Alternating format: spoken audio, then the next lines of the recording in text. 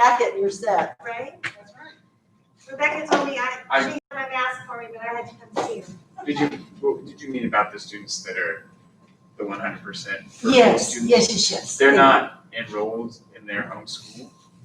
And so I was told by my AD that they won't be able to participate in any K-shaped events. I thought I had seen something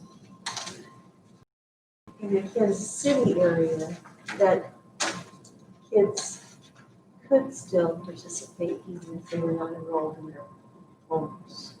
Well, If it was through a virtual program that the homeschool. that sounds great to me. That's not the answer that I got. Right. So I don't know. I thought that seems to be how our district is interpreting it. And it sounded like, Makes sense. it sounded like I was hearing a similar line of reasoning from, I think that's like kind of how Wichita is handling it. Yeah. I mean, it seems like it's not the best way to handle it, but I don't know. Yeah, I'll have to look and see where I saw. Can I work at Dale West and coach them? Yeah, But yeah, because we're all 501. Yeah. I haven't seen them. Oh, did you? Yeah. Anyway, I haven't heard back from Brittany. Do you use it? I I must know your secret.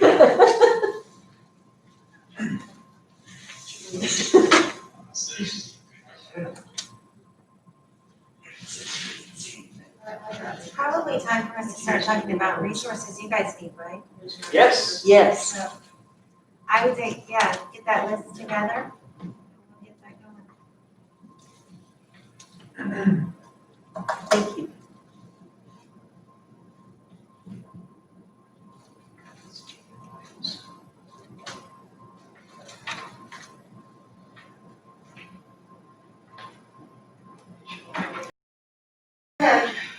Question that I wanted to ask, and I don't know if you can answer this, or it might be a Lori Coe question. With the change in language that you are proposing for Article 5, our concern, of course, is the bargaining unit that we work for. We wondered if a teacher takes 12 weeks of FMLA leave, and especially given the considerations of this year, does that mean that they lose their longevity for that year?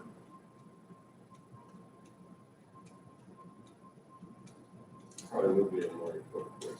Yeah, that's what I thought. Okay.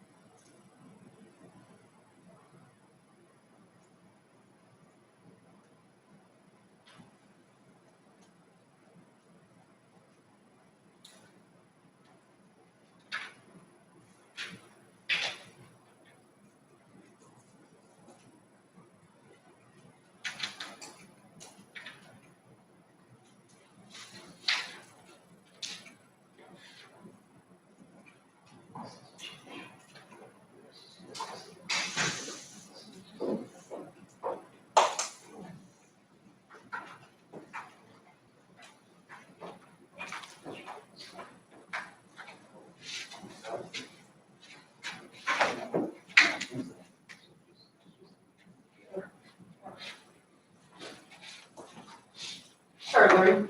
I appreciate you coming back in. I just had a question, the question that came from the team, given the concerns that we have this year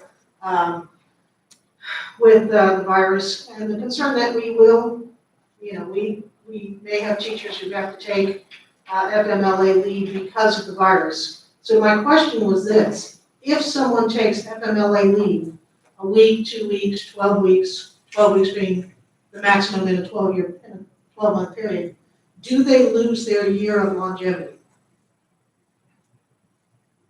Not necessarily. So it would depend on how long they took it, when they took it, and whether they also under Article 42,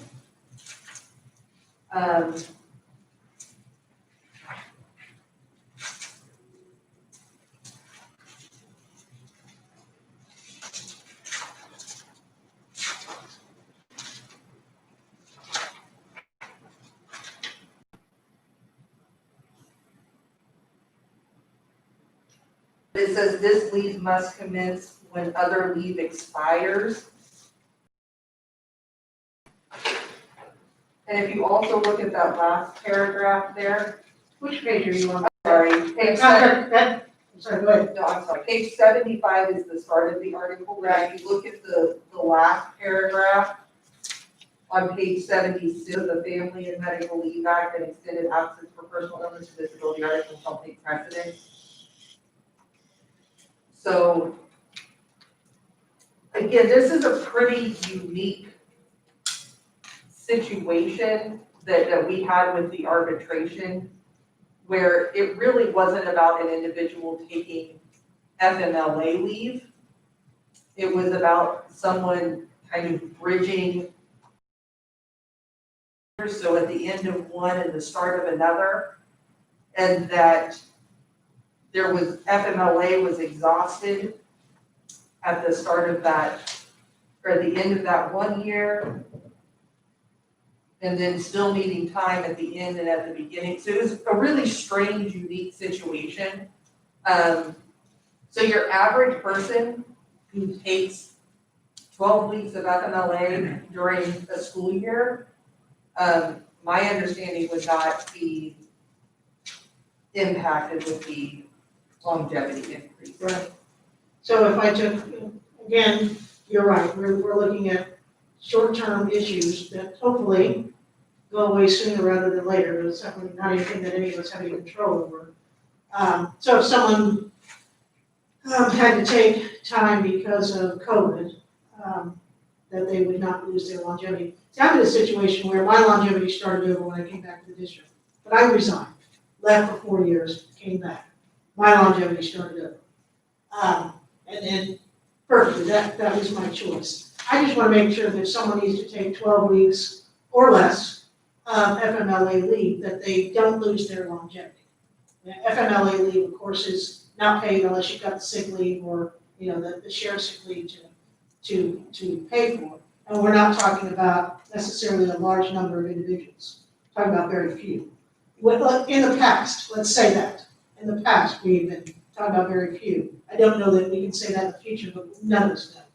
So we just want to make sure that if they do take FMLA leave, especially under these circumstances, that they just don't lose their longevity. It's not a huge bonus, as you mentioned before. It's not a huge sum of money. But we are in one of those unique professions that you do get rewarded for time on the job. And so we just don't want teachers to lose that time.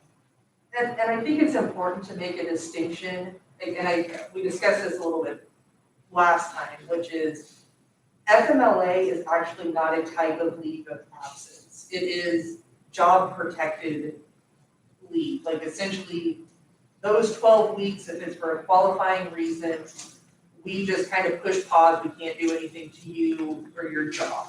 Right. Where an approved leave of absence, which is kind of the language that got convoluted, but if you make a request for beyond FMLA, I'm not going to be able to, work. And another, so that's, while there may be some overlap, it would be rare. And this would, be this. So, I don't want to belabor the point, but it is really a situation where the 12 weeks of job protected leave under FMLA is different than what we would constitute a paid or an unpaid leave of absence under Article 41 or 42. Now, that doesn't mean that somebody who has taken FMLA leave and then also in addition needs a leave of absence. I mean, they could, there could be some overlap, but it's really not the purpose. And I think that overlap again would probably be rare. Well, we've run into it one time. I mean, Harlan had never run into it before. And it was, yeah, so it was a unique situation.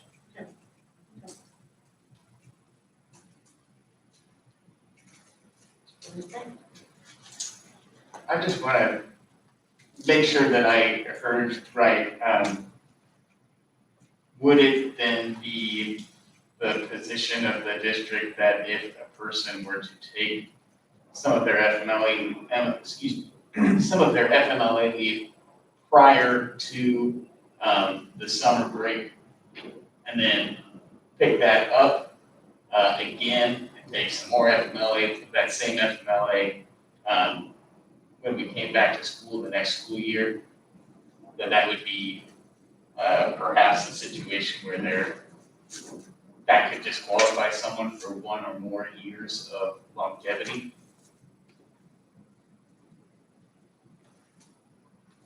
I just wasn't sure if that's what you were saying. I'm just clarification. I don't know that I can say 100%. So the reason that situation is a little bit different is because of on page 62, is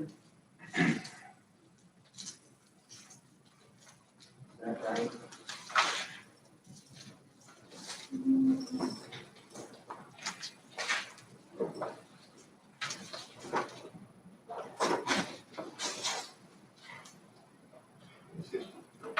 On 63, so really the clause that we're discussing is the second to the last paragraph under Article 35 on page 63.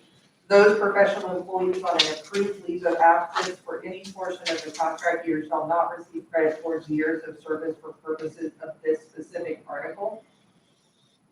So again, as I discussed before, approved leave of absence is not written anywhere else in the agreement. We don't know what that means. I would not constitute FMLA an approved leave of absence because that's not what it is. But we do know what the leaves of absences are under Article 41 and 42. So I think that's where some of the clarity will come from. And so then when you look at 41 and 42, the way I read it is FMLA is not necessarily an extended leave of absence for personal illness or disability. Could there be times where it could be? Yes, at times. But again, it's going to be rare. So I mean, I hate to say this, but kind of hearing what you're saying, I think I'm more confused now than before you came to this current. So I may ask some stupid questions, but I mean, I'm trying to get some clarity here. So you're saying, or let me say it this way. As I understand you say, if a person went out on, let's say, paternity leave, that's not necessarily an approved leave of absence? Well, what I'm saying is, I don't know what an approved leave of absence means. But 41, I didn't mean to interrupt you, but I understand you say 41 and 42 gives us that clarity. Correct. It defines within the agreement what is meant by an unpaid leave of absence and an extended absence for personal illness or disability leave. So it's defined, where what's in Article 35 is an approved leave of absence, which is not defined and you don't know what that is. So, but we're looking from 35, we're looking to 41 and 42 to give us that clarity. But and the reason why I asked about maternity leave is because, let's be honest, and this may sound somewhat sexist, and my wife would probably shoot me, but the majority of the staff people in the district are female, and most likely are gonna have a baby at some point in time in the next 10 years. So when I say, okay, well, this piece about pregnancy and having a baby, is it clear? So part of it would be too, that FMLA is not always going to come into play because you may have an individual who's worked for the district less than a year who does not qualify for FMLA because there are certain requirements you have to meet under the law to be eligible for FMLA. You may have an individual who has some sort of a personal illness or disability leave. Mhm.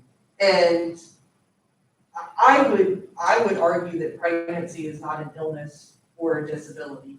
It's temporary.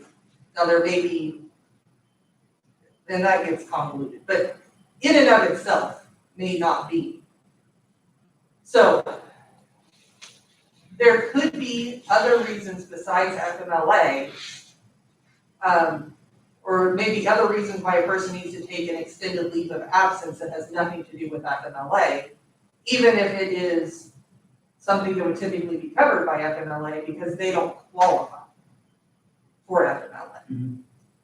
And if that's the case, then, you know, that is what it is. Like, let me put it this way, is when we really boil it down, the purpose of a longevity increase is to reward people who are at work and stay with the district and do that.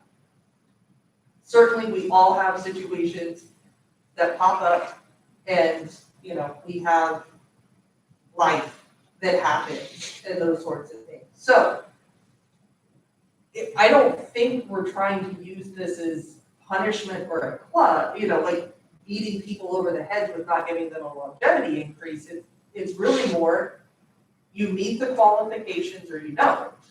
You either fulfill the duties under Article 35 to receive the longevity increase or you didn't. And just because you missed 1 year, like that, it doesn't mean it's kind of like you get skipped that year and then you continue. I mean, yes, you lose it for that year. You didn't go back. Yeah, I mean, you kind of pause that year.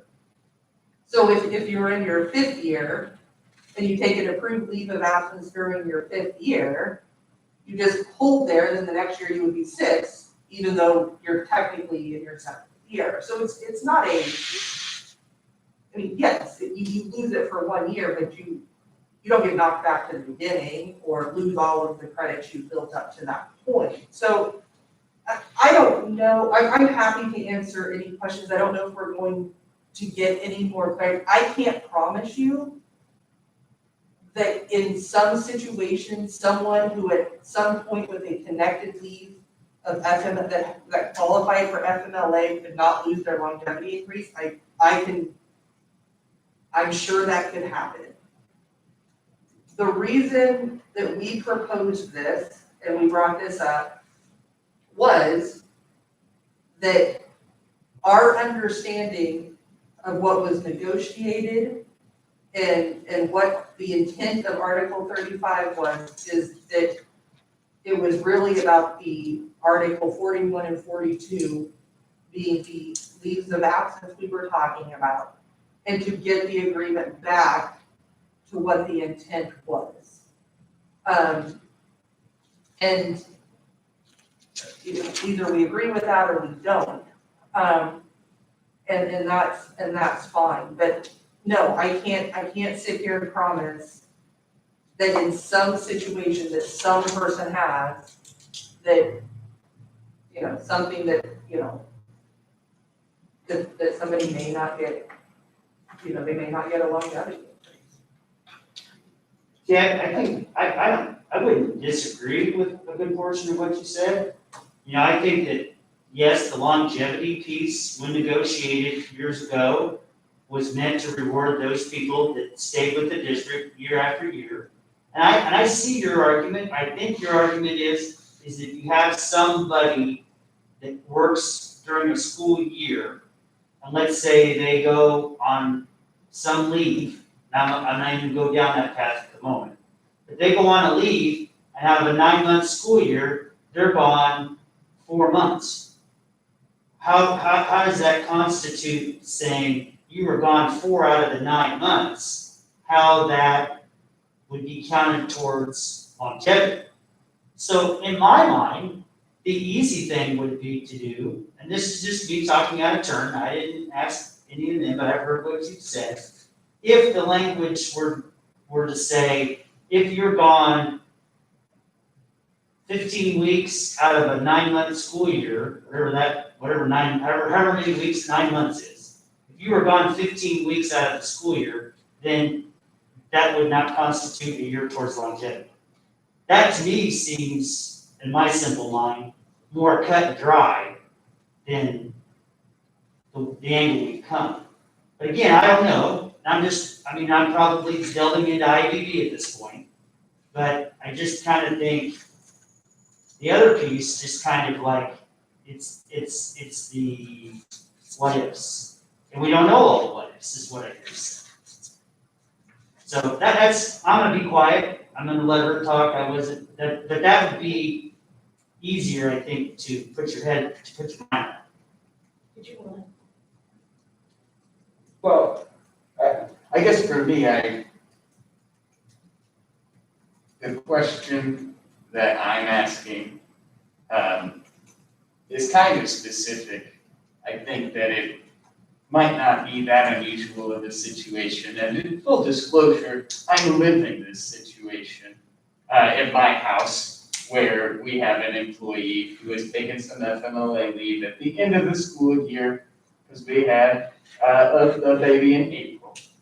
And we're planning to resume taking that FMLA leave after the summer break, as we were really informed by HR that that's how FMLA leave works, that we would be able to do that, which of course, it is how it works, right? They were right to tell us that. But it seems to me like that might not be that unusual of a situation. And so I do really wonder, when that happens, are people going to lose one or even, since it's 2 different years of school, 2 years of longevity?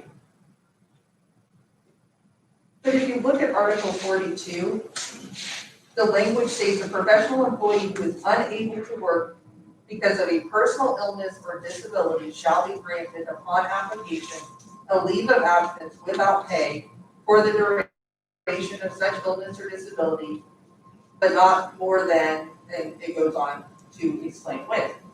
So I would say, under the circumstance that you just brought up, someone bonding with their child, which is allowed under FMLA, for up to 12 weeks, is not a personal illness or disability. So it would not qualify under Article 42. Under Article 41, and again, may apply for an unpaid leave of absence to pursue additional education, leave to reach retirement eligibility, or leave for other purposes as approved, I think it's supposed to be as approved, by the superintendent or his or her designee. So again, just my plain reading of this, if somebody said, well, I don't want 12 weeks to bond with my child, I want 20. It would shift from the 12, which you have protected under. I don't have the authority to say you have to come back at 10 weeks if you qualify for FMLA and it's a qualifying reason. Now, once week 12 comes and you say, I'm not ready to come back yet, at that point, you then have to shift to looking at something else, which may be Article 41 or 42 if there's some other situation going on. But so my within those 12 weeks, that's not what we're talking about because it's not an unpaid leave of absence brought to the district, but that's where the confusion comes from is because the language in Article 35 is a approved leave of absence, which there's no definition for. And so, again, so what I'm trying to say, and maybe this is the best example I can give, which is the individual who has the 12 weeks, and at the end of the 12 weeks, they say, I'm not ready to come back, or I'm not able to come back. Somebody who has cancer, and they're under treatments, and the 12 weeks is used, and they say, I really think if I can have another 3 weeks or a month, or whatever it is, then we would fall under that Article 42. And whether it is right, wrong, however we look at it, it may not seem quote unquote fair, but at that point, they would not get their longevity increase. Thank you. So, So, and I'm just kind of curious, I think, and yet, as I heard you tell that, it makes sense. And I don't know that I have 12 weeks of sick leave. And not that people are gonna be generous and wanna give me any of their sick leave, I doubt that's the case. So does if I was to be unpaid on the sick leave, whether it's during the 12 weeks or beyond the 12 weeks, does that have an effect on longevity? in my mind, it would not, because again, the FMLA it's a carve out in the law that allows for those 12 weeks, and it's unpaid, but you can supplement with your paid leave. But if you have 5 weeks of paid leave available to you, and you still need those additional 7 weeks, it is not, you're still on FMLA. You're not on an improved leave of absence. You're still under that umbrella of FMLA. It's just, and it's always unpaid. I mean. Sure. Yeah. So let's just say I took my 12 weeks and now I moved into, I'm no longer covered by FMLA and I'm unpaid because I had been unpaid for a while. And I moved out from underneath that umbrella of FMLA. Is that a circumstance that would then, because it's unpaid leave, to take away my longevity?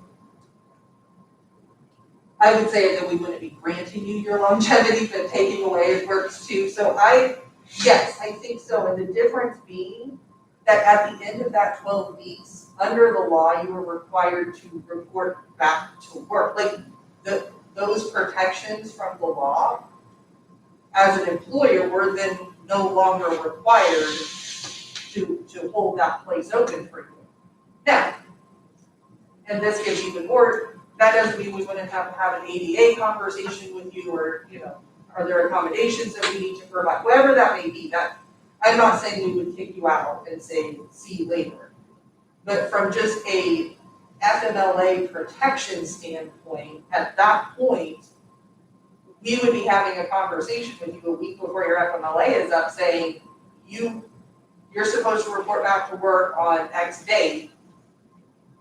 And if you say, I can't do that, or I don't feel comfortable doing that, or whatever the situation may be, at that point, then as an employer, you can request, I need longer, and we can grant that or not. And that's kind of where we're at. I mean, really, as an employer, we're under no obligation. But you would go into a status where you would not qualify for the longevity increase. Right. That is true. A person, now I'm just kind of thinking outside the box here. Someone that takes a leave of absence and doesn't qualify for FMLA, is there typically a time period there where someone says you don't qualify for the longevity? You know what, there's no FMLA, I didn't qualify, it's not that kind of situation, but I needed a leave of absence to do whatever. And I took off 8 weeks, 6 weeks. Is that a qualifying event? It's typically once they run out of any sort of paid leave that is available to them. Okay. So once I run out of my paid leave, whether it's whatever. And then- sometimes It could people be go- the same- It could be the same company, because FMLA could at times be unpaid. Right, but he was saying if it's, If I have no FMLA, I didn't qualify, and I took a leave of absence, is there a point in time where you're gonna get yourself to where you're not gonna, that you feel as if you would not get your longevity? Yeah, as soon as you, whenever you're on a leave that is not considered qualified to be FMLA, yes, you Okay. would lose your longevity. but if somebody says, I need 3 weeks, and they have 3 weeks worth of sick leave built up. Mhm. I'm trying to think of a situation where somebody would have that much leave built up and not qualify for FMLA. But, well, let's say, Let's say I'm moving my child back from Texas to Topeka, and I need to take off 3 weeks to move their crap up here to Topeka, and I have to leave. I can take that time, make the lesson plans, do all that stuff, have a sub in place, just like anybody else would. But I go down, of course, that's not a qualifying event, I don't think, moving your kid from out of state to Topeka. Right. But again, because you're saying if I had to leave and I had paid, then it has no effect on longevity. It's when I right, took a leave and I didn't have that, then I'm putting myself in jeopardy of not getting Right. that year for credit. and I'm assuming that in an effort of full disclosure, I'm assuming that there have been times where an employee over the course of a year has used all of their sick leave up, or all of their paid leave up, and they still do a day here and a day there, and they're quote unquote beat up Mhm. at that point, where they still have gotten their longevity increase. Where if it's not a kind of that block of time, and again, that's where I think the idea of that they're kind of making an application to HR saying, I can't work and here's why, or I don't want to work, I want to go get my master's degree or my doctorate degree, or whatever it may be. It is kind of more of a formal process versus, it's a day here or there that typically is not gonna raise a red flag. Gotcha.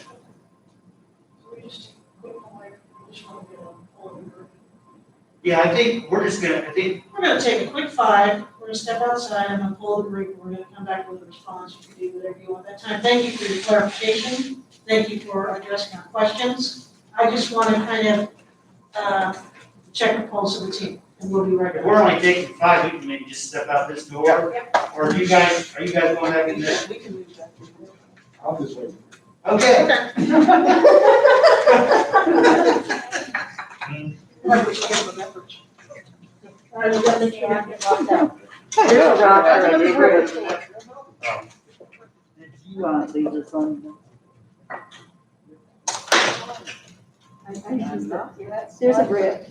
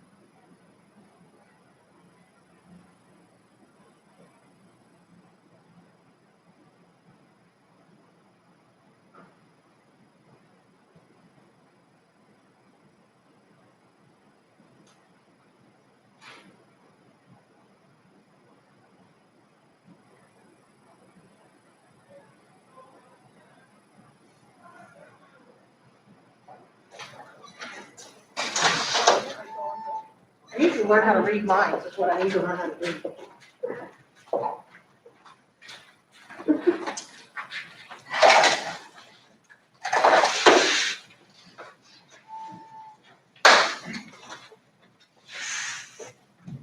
Okay, thank you for that brief, time that we need to take outside. I was trying to read people's minds by looking at their faces, and I can't. First of all, Ms. Cope, thank you so much for your clarification on all of that. We have a lot of people in the bargaining unit who are watching, but also who we represent. I mentioned that last time. It's not just the 5 or 6 people sitting here. But based on clarification that we got from you and from LR on this particular article, we're willing to accept the change in the language on Article 35 that you guys have proposed.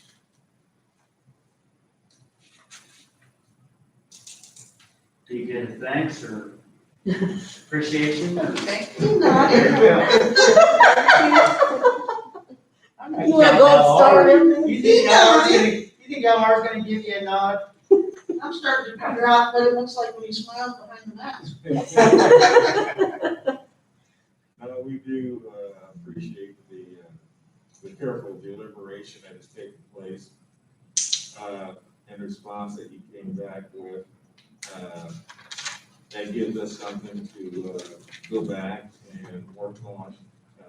I think I shared with Lucinda that we had different numbers than what you had submitted to us originally, as far as the number of people that would be impacted with your proposal around the longevity proposed increases.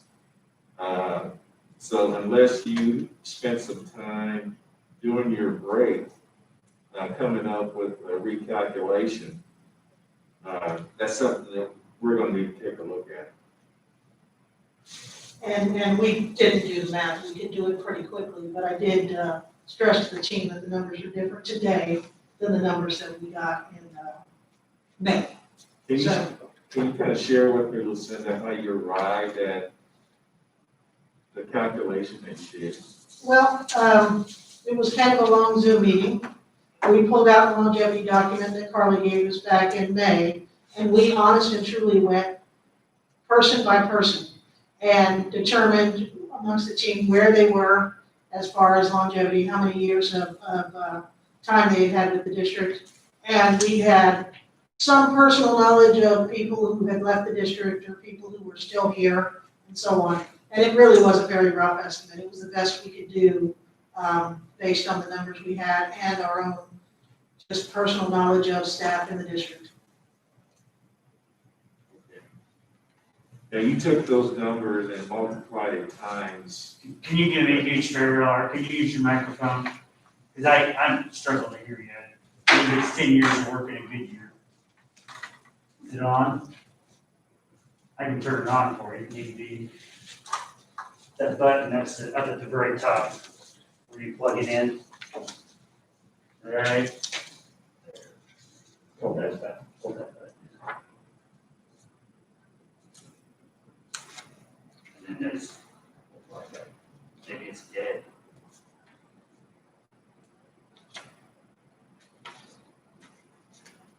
Yes, yeah.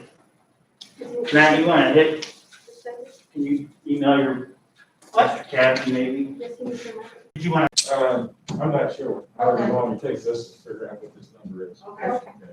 All right. You do have a copy? Okay. Okay. Since when? I don't know, he's just, Matt was texting or whatever he was doing, and I said, hey, no. See, that's what happens, I left my other phone. I don't understand. Is it still hot? Yes.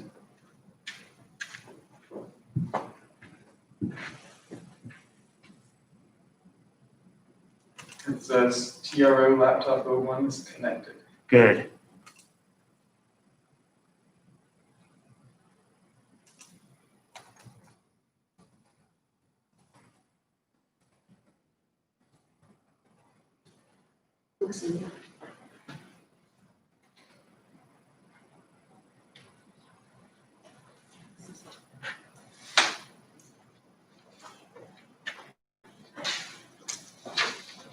Teams back.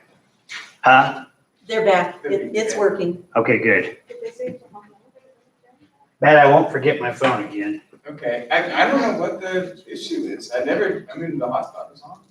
I don't know if the phone is capable of doing two things at once. I know my phone is not. For those Yeah, it could be watching, a hotspot while they- the Topeka Public Schools side is taking a caucus to run numbers on Article 35. And they'll be back when they've got their numbers checked.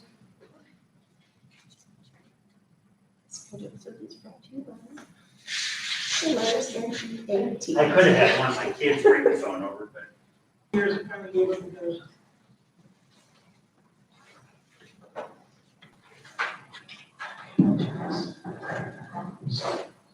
Man, I'm gonna run back out to the car and see if that, see if that starts on the car.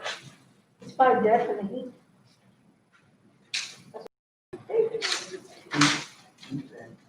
Maybe lost the feed because I was texting with my phone, but I think that's not what happened.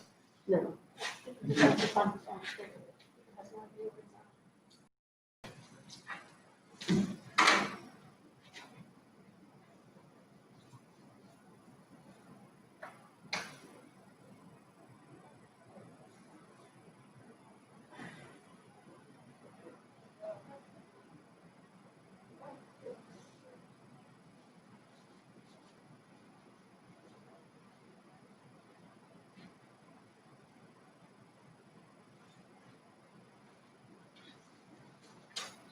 That one over.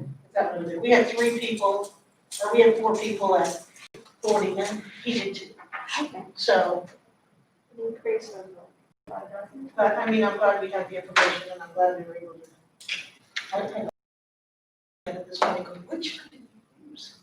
Well, and look at how much the world has changed since May. So, even yesterday, Battery's still hot on the phone.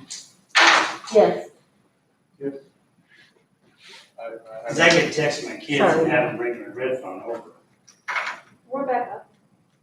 There's nothing wrong with the phone as a hotspot, as far as I can tell. Well, I don't know, I just, You guys been having internet issues? no, Oh, okay, because I'm having all this. Well, that might be. we didn't hook into the district's internet. Oh, okay, you're in the hotspot. The only thing that I can think is if maybe, I mean, I don't know, get that signal. Pretty good one. I just didn't know if it could do two things at once. Yeah. Trying to say you got the big money over there on that phone, Knows man. how to operate this thing, I know. Yeah, right here. Thanks, sir. Yes, I believe it was just needed new batteries. Appreciate it. Yeah. Hello? Hello? Hello? Hello? No, it's not at the moment. Hello? Hello? Hello? Hello? What channel is it on, you know? This is on 5, but I'm gonna turn it back off. Yeah, you've got, This one's on 11. Hello? We checked the channels this morning. And it Hey, was I working this heard morning. that, Richard. You can hear me? Hear me? so. Hear me?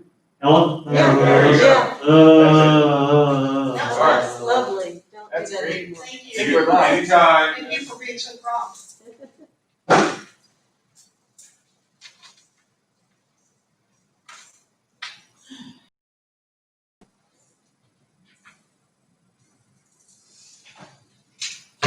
I just wanted to do that on tape. Yeah, Yeah. good job. See? Yeah, I was able to. I don't know why it makes a difference. tape too, Step back and pull this I'm one. about, yeah, I'm about maxed out today. Have you seen the thing that Michelle Bird, anybody know Michelle Bird? Okay. She did this thing on Facebook yesterday. Michelle is an interesting person, who I love, because she's incredibly quirky. But, Goes with the name. she bought this plastic, that almost looks like a muzzle Uh-huh. from Amazon. She did a little TikTok on it, so God knows what's gonna happen with TikTok. We can't have Michelle Bird tutorials. But, it's this little plastic thing that fits, and it really looks like a muzzle. It goes like around your mouth, and it hooks on things like on your nose and mouth, and it keeps your mask away from your mouth and your nose. Yeah. So it's just plastic, and it doesn't, fit in any pocket, you don't have to have any particular kind of mask, you can have any mask you want to. But when you put the mask on, it's not right on your nose and your mouth, it's actually a little bit off. I thought that was interesting. I saw something that looked kind of like that, it's supposed to be, like a solution for choirs. And I will say, like, when the person put it on and kept talking, I mean, it definitely helps with, as far as not muffling the voice so much. So it This is like- clarifies, it makes the clarification of sound. Yeah. Yeah, It just looked weird, I'm like, I don't know if I wanna do something like that, but it does make it so you can talk better. I read somewhere too that a teacher that already went back to school recommended that you take at least 3 masks because you're gonna be talking, it's gonna be sweaty and staying Oh, yeah, I clear. did see one. So Once it's damp, change it's your, not, every couple hours, change your mask. I bought some spray, my son and his daughter, are be cheap and they sell stuff online, but I bought a spray that you spray on your mask and you just, and it sanitizes it. So like after, when we go back, I teach first and third hour, after third hour, I can sanitize my mask that I'm wearing with this spray. And so that's kind of cool. And I it would think smells that- like a mojito. oh, bonus. You can get a variety of different scents, but I chose that one. Sure makes a mess of that. I suppose the kids shouldn't be getting close enough, they would have to ask. No, they should be able to smell it. Or like whiskey scent or something. Right, right. Well, you could have got lavender, and I thought, well, I don't want to fall asleep from the chest. So, It's soothing.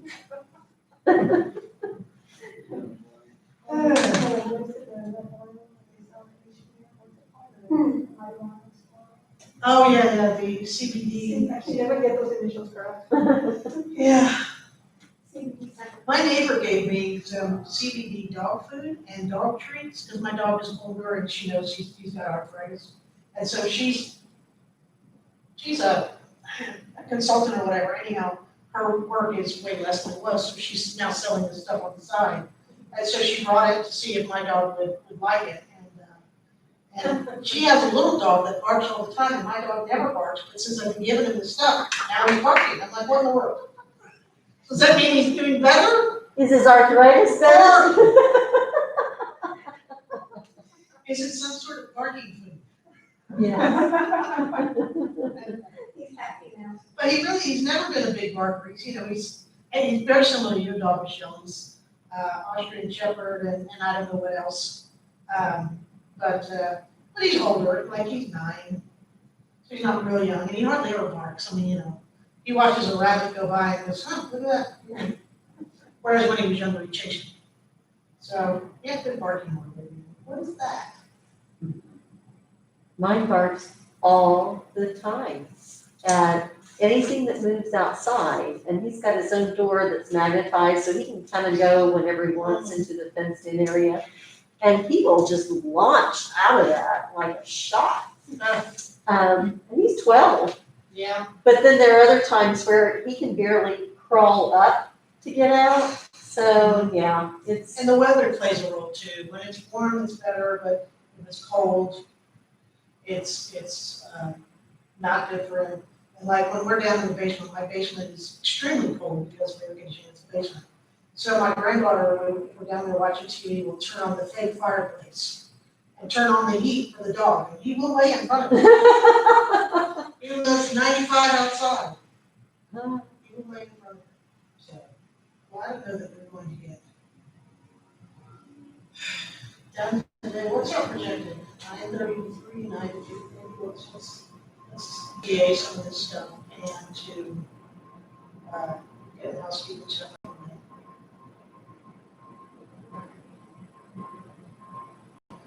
Really hoping we get more about money by the end of the day. yeah, There'll be a lot of questions about that. yeah. Need your magic box? I need my budget book here. Come on now, Gary, we're counting on you. Ooh, man, I'm telling you what, guys. We're counting on you. Well, I'll tell you what the day ends is when the air conditioning turns off. Apparently turn it on at night. So I don't know when it turns off. 4 But usually. whenever that is, Got- we have to be done. At our building, it's 4 o'clock. Is it? You have to get the reset at I 4. don't know. I don't know, but like the light was on, it looked like everything was going. We got here at 8:30, but I don't think that it was on. Or unless maybe it's just real low for overnight, so that, we don't kill the equipment inside.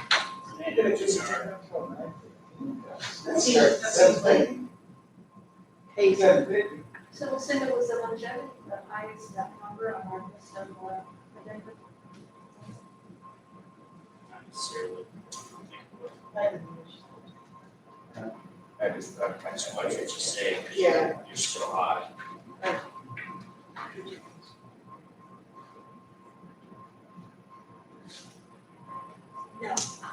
No, not that far.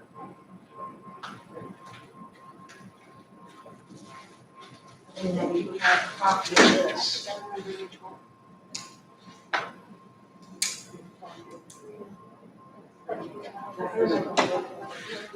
And also.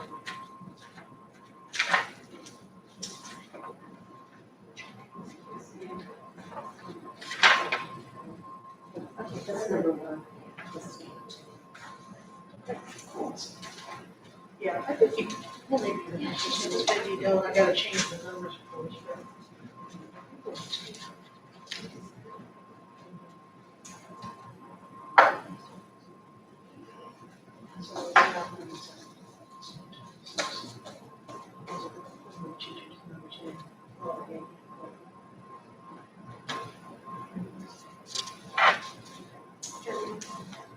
It's a big one. By the way, touchscreen on the computer. I haven't even, that's, It is touchscreen. I haven't even. Oh, yes. Our new laptops are touchscreen, and that's,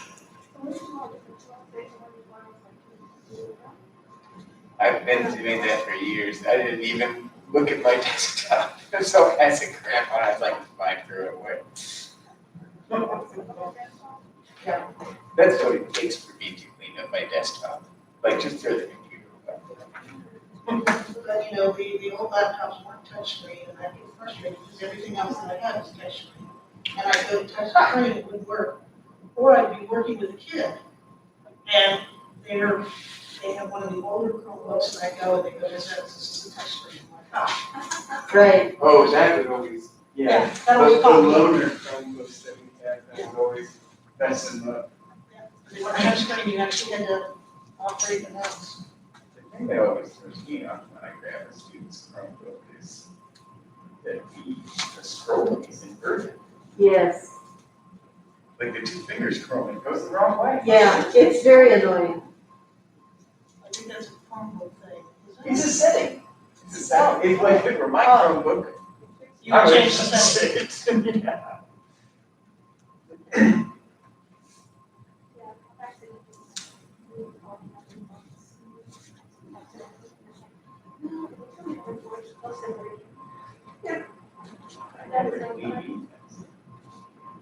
That's my comment camera. That's how I know what's going on. I don't read all the emails that I get, but I keep them, so I can read them later if I needed to. I can search and say, oh yeah, it was around this time.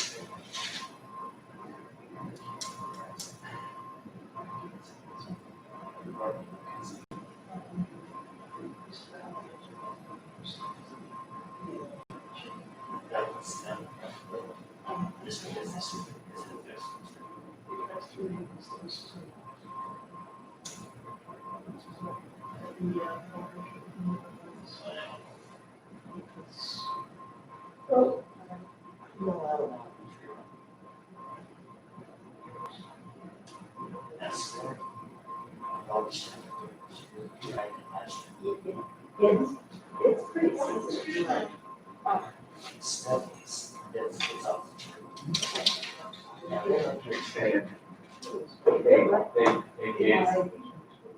It's kind of a sensitive mic. Just careful.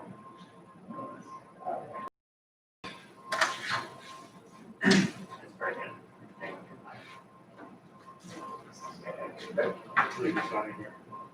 Yes.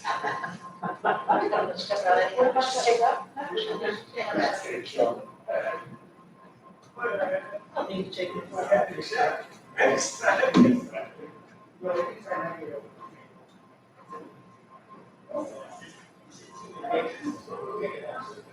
Yes, that's it.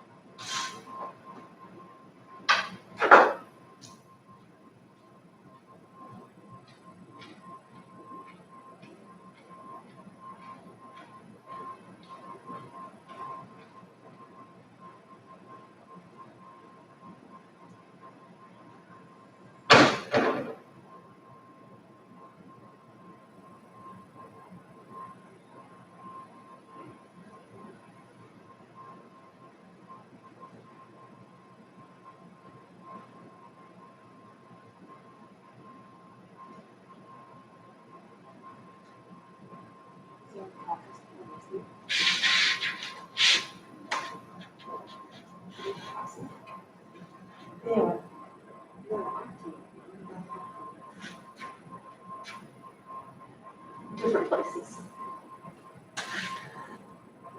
But no. We're not talking.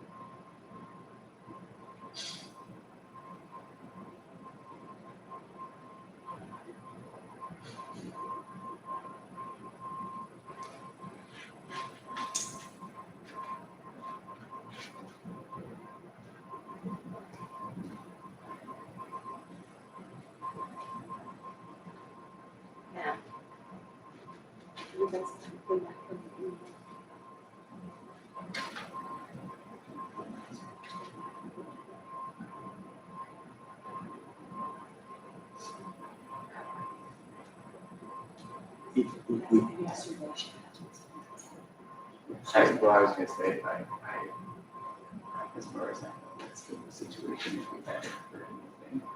And it would have been an email to her, because she's like, initially.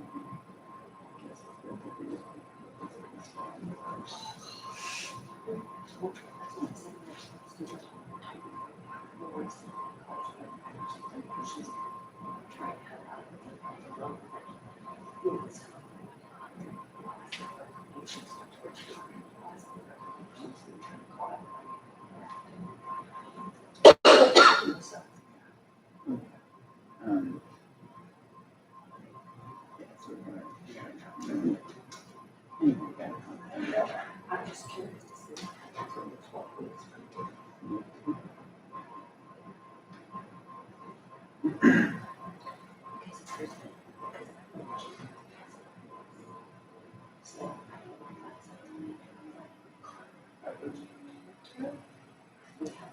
So you said you're going to Wyandotte today or this weekend? Maybe last week. Do you have family and friends there, or? Uh-huh. I haven't been that strong enough to know even one, actually, this weekend, at Sunday. Do they have commercials in Topeka? No, I don't know. I know, I'm like, oh, I have a Magic Box right in front of me, I can ask.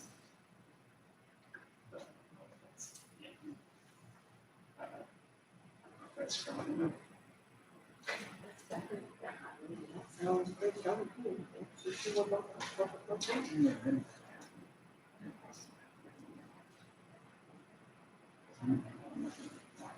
No, Manhattan and Kansas City are the So, only stay places. out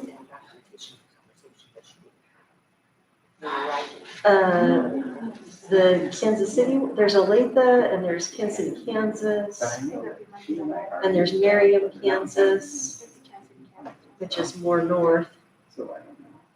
and then, of course, Kansas City, Missouri. So, yeah, that's TJ Maxx is the closest thing they have here to it. There is one in Olathe too.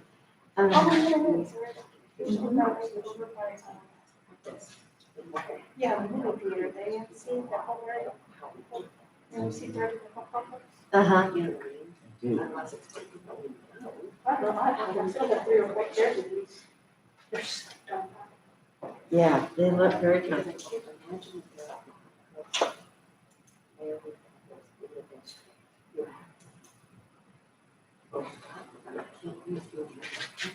Right. I know, I'm trying to think of. In one I or mean, two cases, it's not okay. gonna be enough to establish a practice. Right.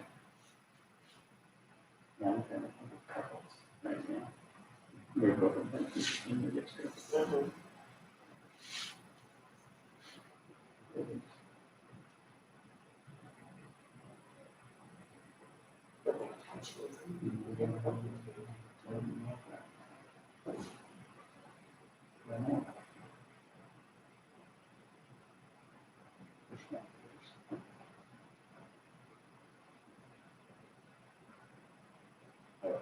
Times ago. But I think. I would imagine they actually took it over. Sorry, can I click it through here? Sure.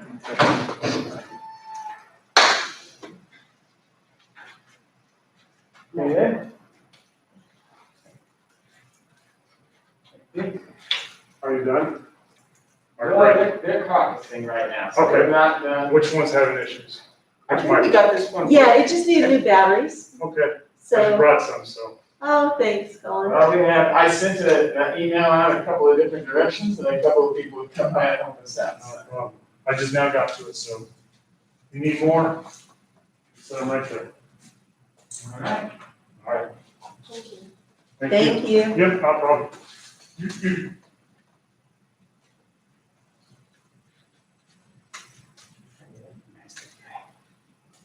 Yeah.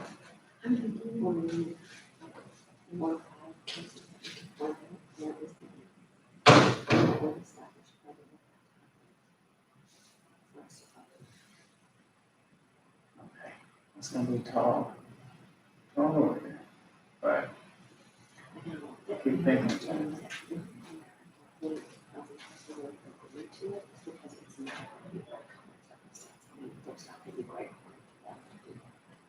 Yeah, yeah, that's true.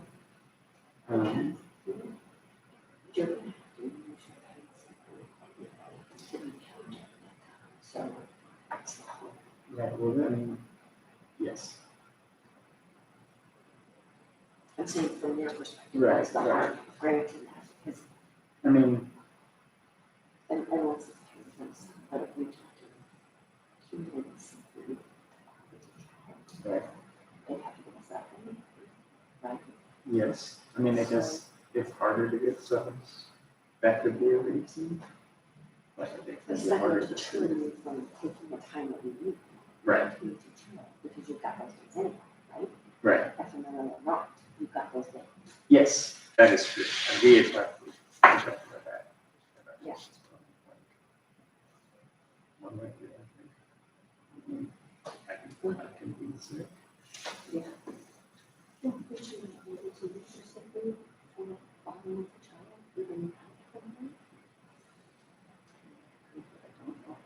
That's my job. No, no. You're not, you're not an unpaid staff, so what she just said, you're not an unpaid staff. And you're being paid for those things, there's no separation from the district. You're still employed, you're still being paid, you still have benefits. There's no, you're not really unpaid status, you haven't had that for any sort of additional leave. That would put you on unpaid status. So why would you drop it? According to what she just explained, you'd be fine.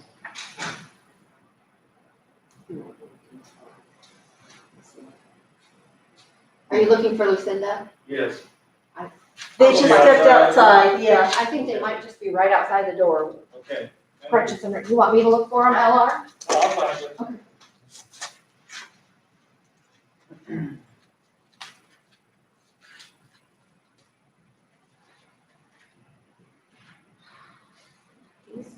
He's adopted the tuition policy. Oh. That's the one thing she's everything.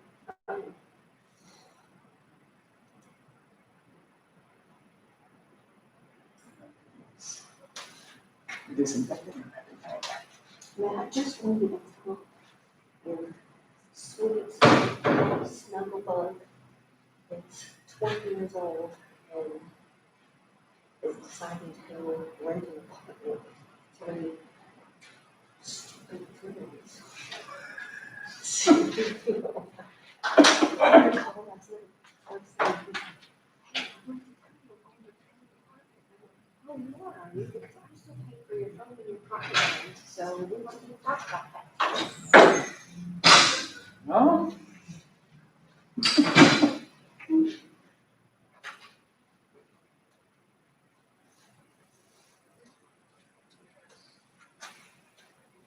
Do you have transition lenses? They were really dark when you first walked in the room.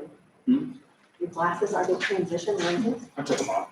Take them out. Oh, I'm like, they Yeah, were dark when you walked in the room. Kept it more wraparound. Gotcha. Yeah, they work harder. They're more of a wraparound to make me look cool. Gotcha. It I worked. gotta have the glasses to make me look cool. It worked when you I walked thought in the that door. truck is. I thought that hairdo would make me look cool. You need Didn't work out, glasses didn't too. work out for me. Well, I I'm thought your telling truck you, gave you BA status. The truck? No. Yes. Oh, the old blue? Yeah, the 92 GMC pickup truck. That probably is long overdue for a muffler. Yeah, the PA goes up in that one. It's probably. It has a radio, but it doesn't, the air conditioner broke some time back. well, it's been a mild. 92, it's got probably 275. But it still starts, still goes, still does, it's the one. If you wanna get in the truck and go, it'll do the job. Gonna step into the outer office, ladies and Okay, gentlemen. let me put on my sunglasses. I'll hold the door. These tables are not good for regulars. The car. Oh, yeah, it'll be okay. Do I look cool now with these glasses? Always.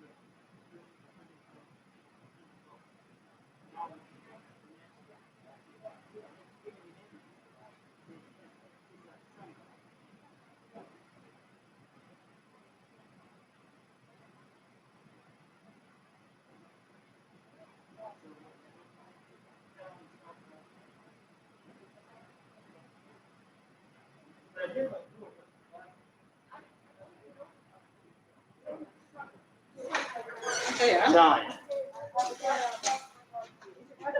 F-14 parked over the driveway. Where the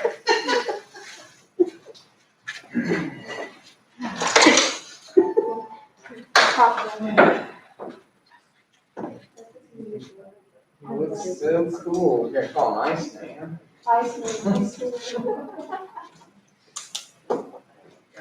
We need to let them know.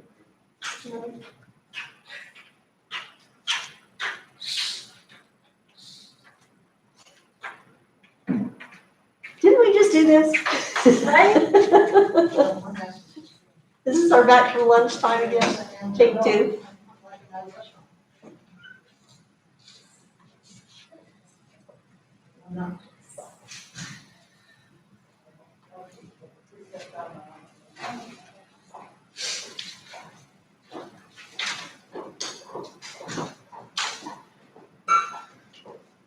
Wow, you got the stuffed baked potatoes. Those are awesome, aren't they? That's all I want. Yes, I need. What'd you do on yours? I always get the meat crispy. me too. And it is so good. They are tasty. And I've never finished all of it. I know, then you have lunch for the next day. It's, Yes, I saw it. it's amazing. Yep.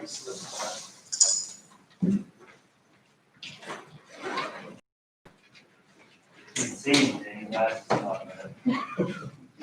I get So so I heard a annoyed. little. I know. Yes. I mean, I talked about years ago getting LASIK. Well, I should have done that, and then I wouldn't have, and I asked for glasses. Too darn expensive. Yeah.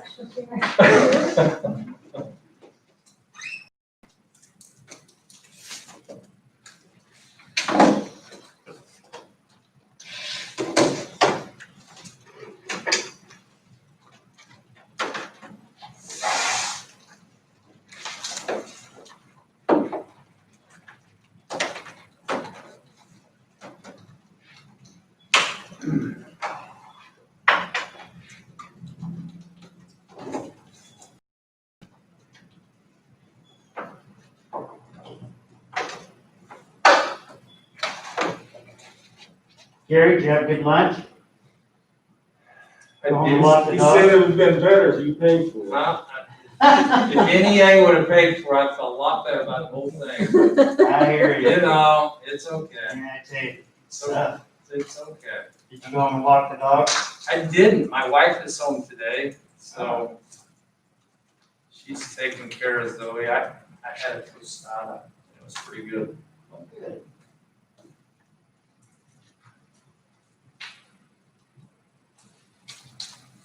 First, I'd like to express our appreciation for your patience. Oh, by the way, Art, we did get the microphone fixed. I noticed, I saw the green light. Okay, you got it on? Oh, good. Yeah, should be on. What I'll do is make sure that I just take it off and That's kind of perfect. hold it up. Can you hear me okay? I can't hear anything now. I think it comes and goes. Yeah. Did it work at all this morning? No, he came and gave us some new batteries. I hear you doing that. Right, Maybe this mask is too good. yeah. Can't hear me, but at least I'm remaining safe then, I guess.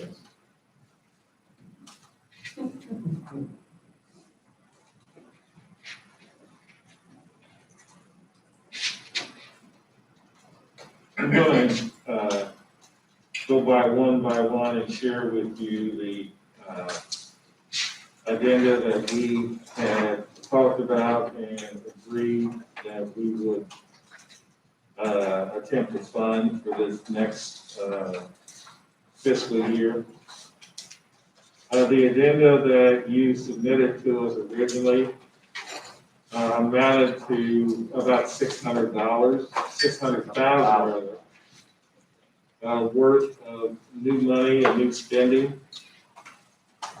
And that was before you had a chance to listen to Mr. Menke review our financial situation. Hopefully after that review that he shared this morning, there is a good understanding on your part that we are just not in the financial condition to satisfy those requests that were made. But we did look at each and every one of them and decided what we could do with the dollars that we have available and that we have allocated to agendas for this negotiation session. The one that we just talked about that had to do with longevity increases. This proposal basically extended the longevity increases from where they currently are in the professional agreement. They end at about 25 years and they max out at $1,000. And the request was for employees that were covered by the agreement after they completed 29 years of service and went into the 30th year that they received a $500 longevity increase, which would take their longevity pay from $1,000 up to $1,500. The next category would have been from 34 years on, which would have meant after their 35th year, another $500, which would take the total for longevity increase up to $2,000. And then after 39 years, going into the certified staff that will be impacted by this proposal. It is $1 for each step. It would be salary increase went up to $1,300 for longevity. 35th year, another $300, which would take it from $1,300 up to $1,600.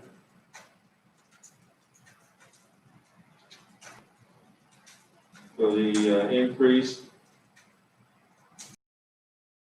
from the 1,600 up to 1,900. Okay. So that would increase the longevity from a max of 1,000 up to 1,900.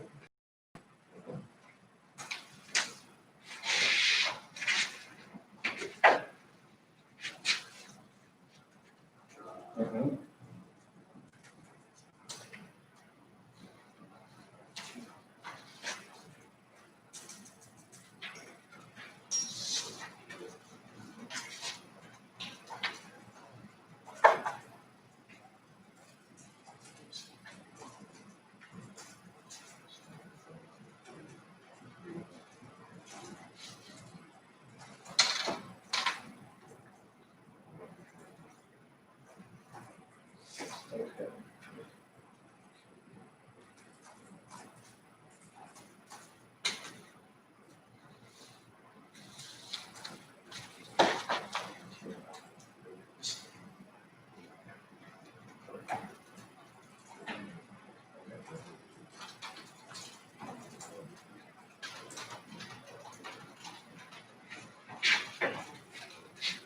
And that would be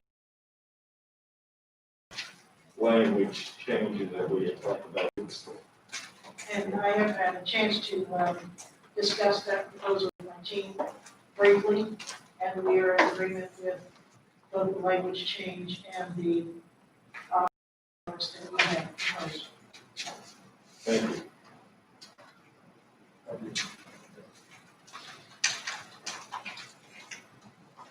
We also had a proposal that impacted Article 36 under other differentials.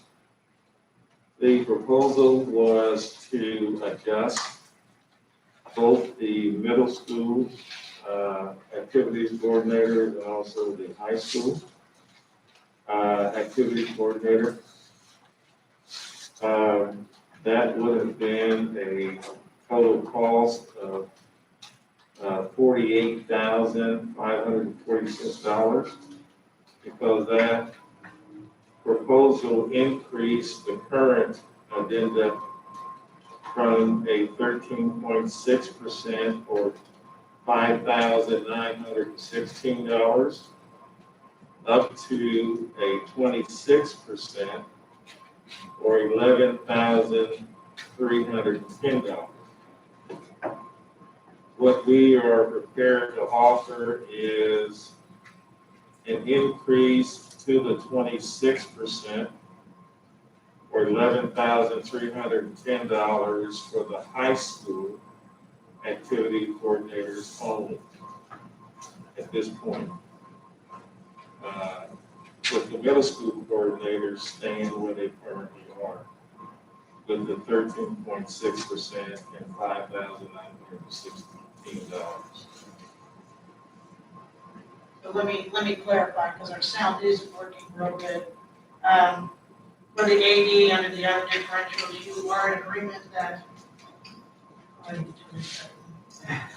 just gonna talk about. Okay, you are in agreement that the increase should be to 26% for the high school activities coordinators or activity directors, but no increase at all for the middle school directors? That's correct. Okay, can I ask for the rationale behind increasing one and not the other level? We feel that the high school coordinators, when you compare their duties and responsibilities, that the high school coordinators really have more in terms of responsibility and duties to perform in comparison to their middle school counterparts. Middle school coordinators, and I'll give you a few examples of things that we look at and consider. The middle school athletic coordinators, they oversee student compliance requirements primarily for populations of less than 600 students. The high school athletic directors, they oversee the same student compliance requirements for populations that range from 700 up to 1,600 students. The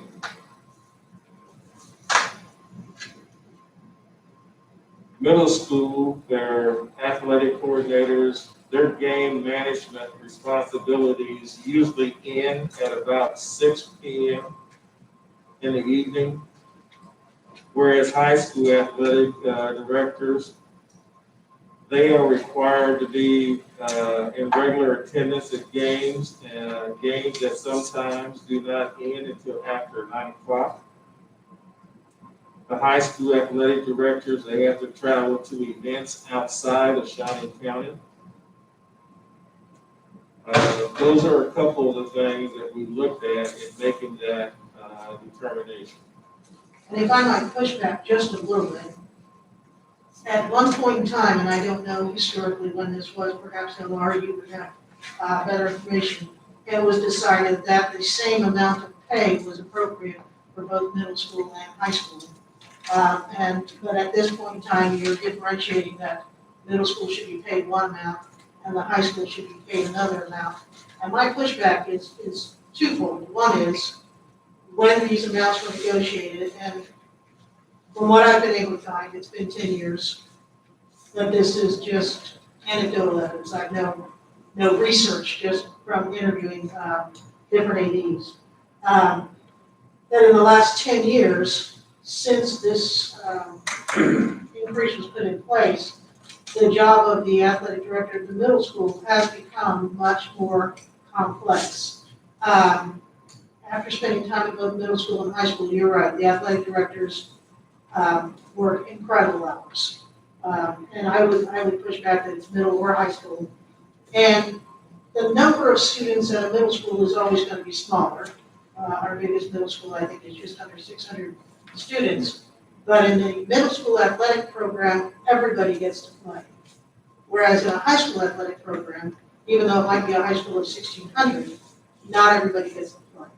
So the size of the teams are controlled by the coaches and the athletic programs at the high school, whereas the size of the teams at the middle school are controlled by the number of children who show up. And I myself have coached teams of 70 girls in track for one season.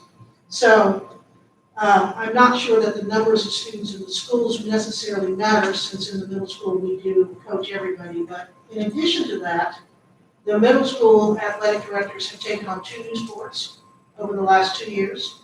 Cross country has been added to their plate, as had soccer, boys and girls soccer. So really 3 sports. From the time when I first started coaching to the time when I left coaching, basketball, volleyball was 1 day a week. It is now 2 days a week with the mid-season tournament. Saturdays that are spent, and this is all middle school, Saturdays spent at one of the high schools for a mid-season tournament. And we are also bringing in schools from outside of the district, which as a coach, I think is a wonderful thing. For too many years, we just played against or competed against students in Topeka Public Schools. But when those outside schools are brought in, they're brought in at the invitation of the athletic director of the middle school, who then is negotiating contracts and working out contracts with the schools from outside of the district that are coming in. I personally have coached against Junction City. I've coached against other schools in Riley County. I've coached against Kent Academy in Kansas City. And all of those contracts were negotiated by middle school athletic directors. These were not things that they were doing 10 years ago when this 13.6% was put into place. And I would add, just as a final thought, because these are my people, if you will, middle school athletic directors teach half of the day. And from what I understand, high school athletic directors, with the exception, there's been some exceptions at Highland Park High School where the AD has stepped in and taught a class or two. But the ADs at the high schools are, in general, not teaching a classroom, whereas the ADs at the middle school are either teaching a classroom or providing administrative support in the office. But I believe at this point in time, all of the middle school athletic directors are teaching.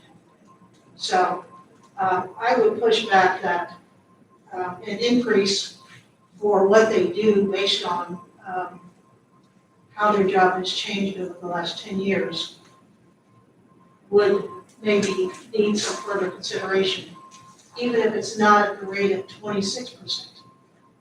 If it was an increase of 20%, perhaps this is the time in our negotiations or in contract language where we do delineate the difference between the pay for a high school AD and the pay for a middle school AD. But I do believe that the middle school athletic directors should be put in consideration for an increase, if not at 26%, perhaps at 20%. Yeah, I understand what you're saying, Lucinda. And the fact that the high school coordinators have been carved out for this particular session is certainly not an indication coming from this side of the table that we are making light of the contribution and the job that our middle school athletic coordinators perform on a day in and day out basis. I probably would have some difficulty with them being placed at the same level on the salary scale. But as far as them being deserving of some increase, you won't get any pushback or challenge from this side of the table with that statement. The only thing that I will say is that we are attempting to address as many as we can with what we have available. And in this particular case, with the sports agenda, what we can do and who we can do it for this particular year happens to be the high school coordinators and not being able to include the middle school athletic coordinators in any adjustment that we this particular academic year. I'm disappointed. As I said, that's, middle school is my background. And the athletic directors at the middle schools are all people that I know very well. I also understand from Gary's presentation this morning and the conversations that we've had that money is an issue in this 2020-2021 school year. But what I'm also hearing from you is that possibly we could continue this conversation for middle school ADs at another time. That's what you're hearing.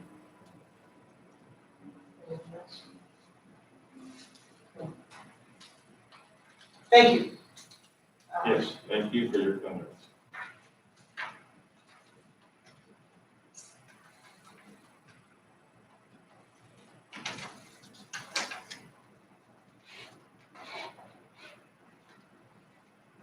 Now, this next one is a proposal that we see every year. We don't want to disappoint. And it's now the year that I'm no longer teaching special ed.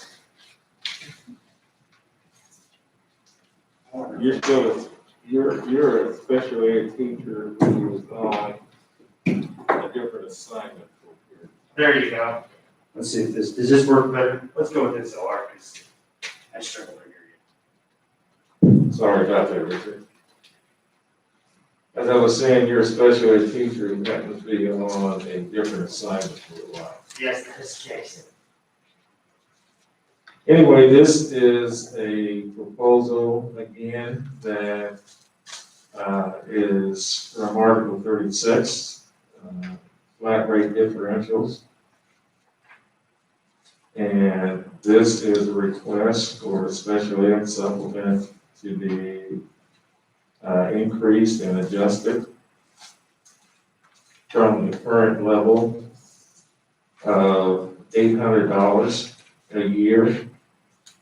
The proposed change was to $1,600 a year, or double. And this would impact approximately 215 certified staff across the district. So that means that it involves a cost of about $172,000.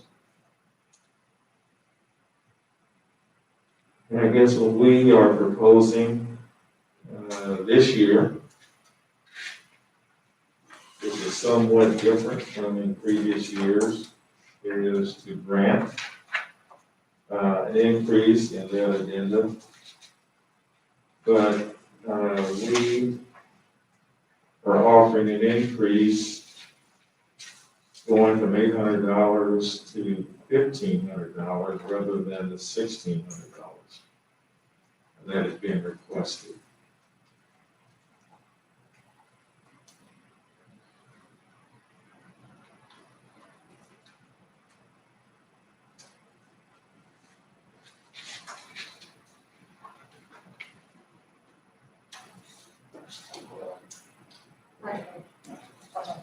Oh, No, you're fine. No, you're fine. She's allowed to talk about I that. really can't. I've talked with her now. She's allowed. I've spent too much time in gyms. I wrote down what you have. I really appreciate the fact that you are considering an increase for our special education teachers. As both sides of the table know, those teachers did double duty in the spring, and they're doing double duty right now, preparing for the the learning model that we are going into as the school year goes, so I appreciate that. I cannot agree to that exact amount without a caucus with the team, because it's not 100% up to me. So I'm gonna ask if you have any other comments you want to say on the other economic proposals, and then my team would caucus to discuss those proposals at that point in time. Yes, I have one more that Okay. was considered and we are looking to address. And that is a dual language supplemental. The request was for $1,000. You show that we have 20 staff members that would be impacted by that request. We show that it's 26. Okay. That was the information you had as of this spring. We definitely agree that this is a group that we need to address in order to be able to attract and retain our dual language instructors so that we can continue to grow and promote our dual language program in the district. I'm going to hand the mic to Ms. Wallace so we can make sure that we have a clear understanding of just who would be impacted by this particular supplement. Okay.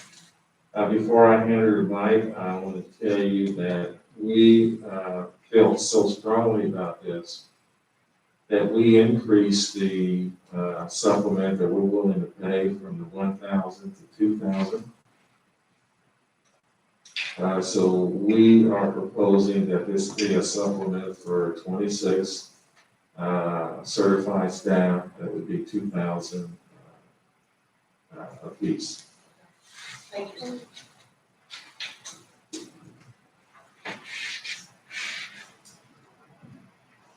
So to clarify, our proposal is for dual language teachers who are teaching, who are bilingual and teaching the Spanish portion of dual language. So technically, almost all the teachers who teach at Scott are considered dual language, but they are, we have English-speaking teachers and Spanish-speaking teachers in the dual language program. And so this really is addressing the Spanish-speaking, or those that are teaching in Spanish a majority of the day. The reason we feel strongly about those dual language teachers getting this addendum is that we do recognize they do an extensive amount of translating and interpreting, even within their classroom and for their students, along with other outside translating they may do for the school itself. But a lot of our resources don't come in Spanish. So the teacher editions, they have to translate for themselves into Spanish. So we recognize that that is a significant need and a hard to fill position.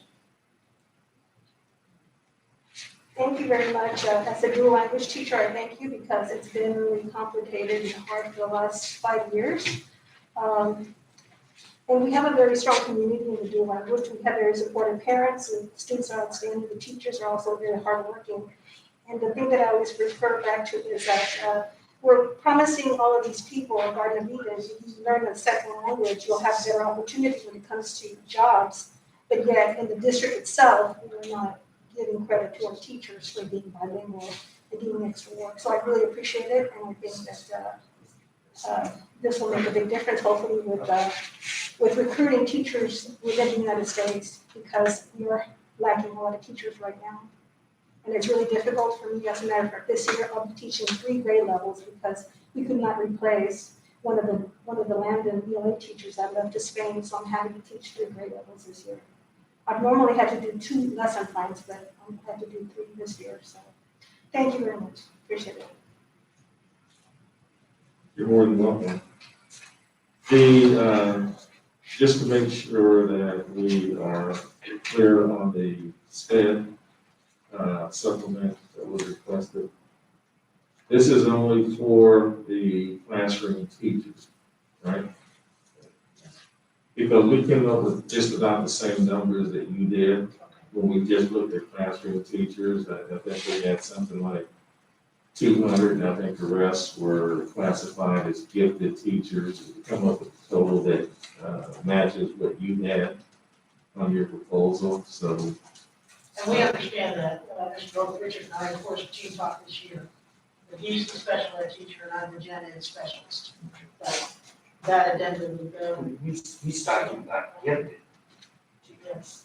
Well, they fall in there, but I just want to make sure we're not talking about social workers, we're not talking about occupational therapists and all that, you know. But the gifted teacher also writes an IEP. They're a part of that too. Getting it, isn't it? Yeah. Yes. Yes. Yes. Okay, I heard they were gifted, but it wasn't No, he was saying that the teachers are on part of the special ed. Okay. Now, the proposals that you passed to us that we are declining at this point to do anything to address would be the request for ELL supplement, an increase in it. Also, the proposal for an increase in the elementary supplement. And also the request to add ELL department chairs in the district.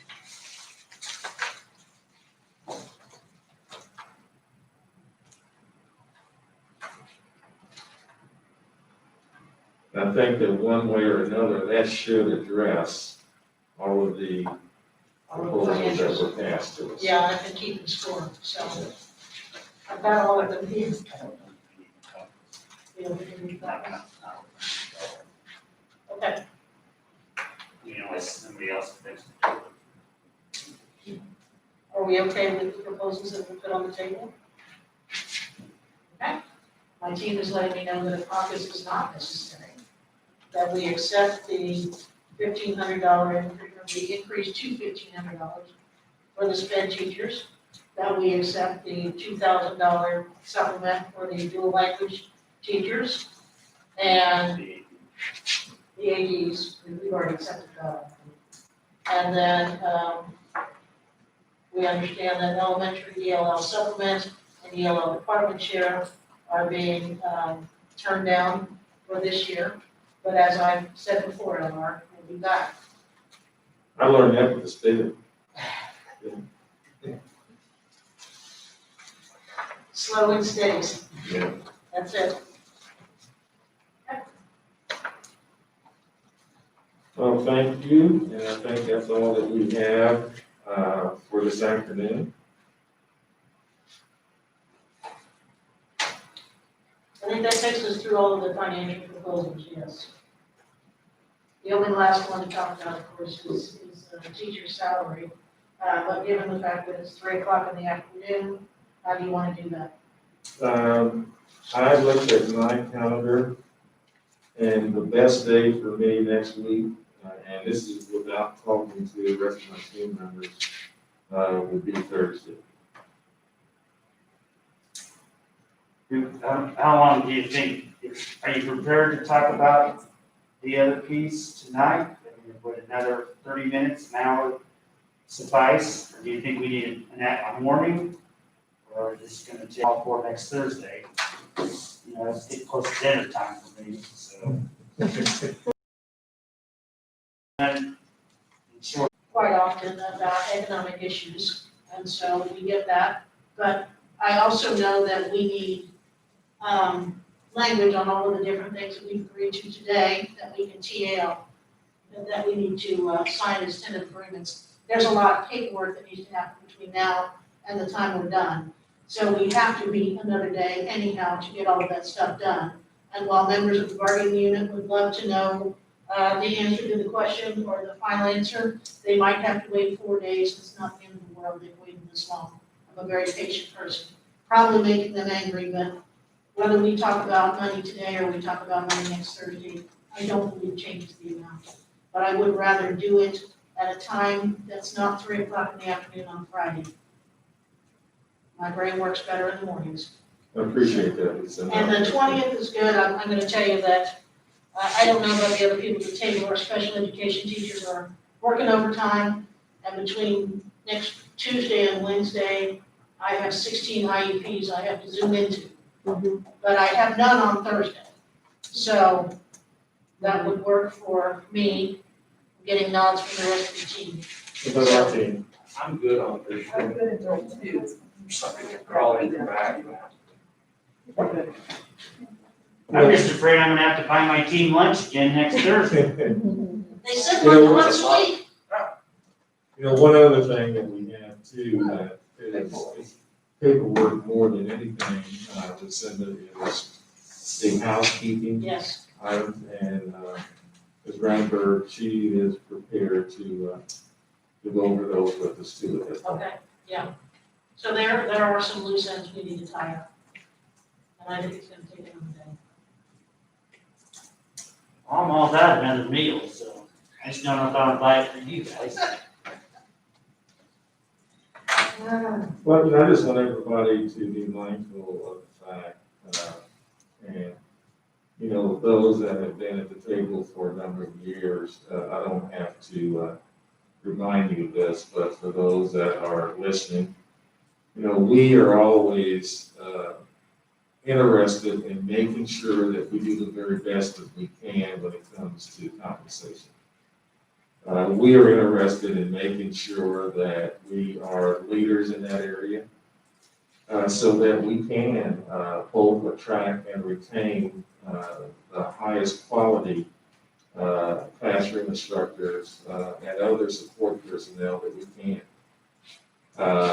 I think that it's obvious from the information that Gary shared this morning that this is going to be a year that is unlike some of the years that we've had previously, as far as the challenges and headwinds that we face.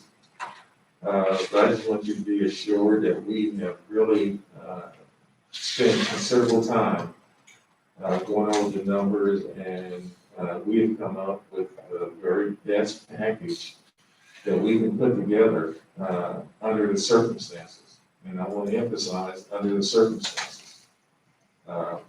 We did that this year.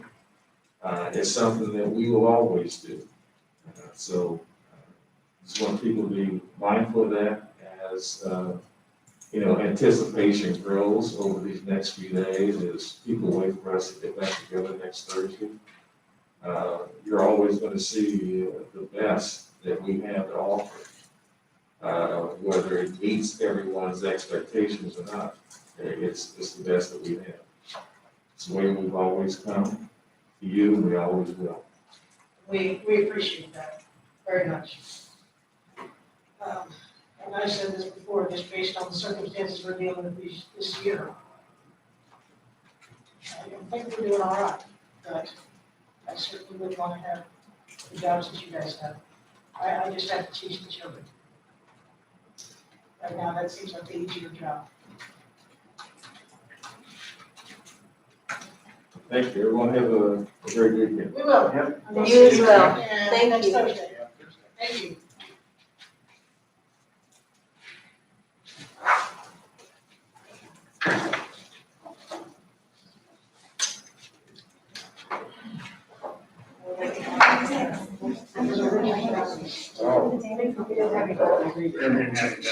It doesn't work in Thank you, Gary.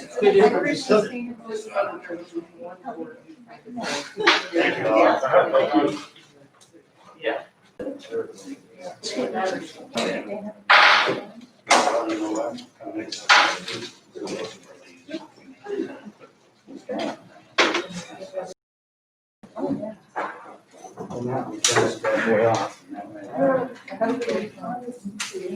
I'm just cleaning the house. Now there are 2 of my 3 children. I have a big giant box of stuff to take stuff.